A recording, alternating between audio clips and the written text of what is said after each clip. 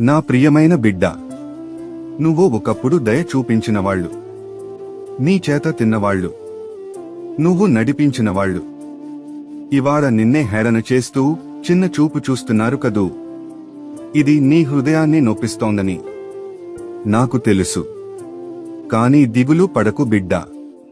మనుషులు నిన్ను ఎలా చూసినా నేను నిన్ను ఎప్పుడూ తగ్గించినట్టు చూడను.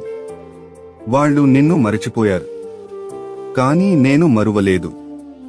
నువ్వు చేసిన ప్రతి మేలు, ప్రతి త్యాగం, ప్రతి కన్నీరు నా ముందే నిలిచి ఉన్నాయి.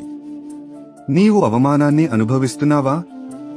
అవమానాన్ని గౌరవంగా, హేళనను సాక్ష్యంగా మారుస్తాను.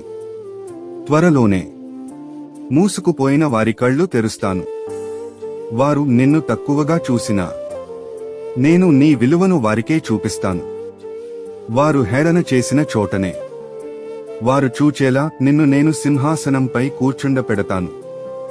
ఒకరోజు నీ ఎదుగుదల చూసి ఆ చిన్న చూపు చూసిన వాళ్లే నీ ముందే నిశ్శబ్దంగా నిలబడతారు, వంగి గౌరవం చూపుతారు.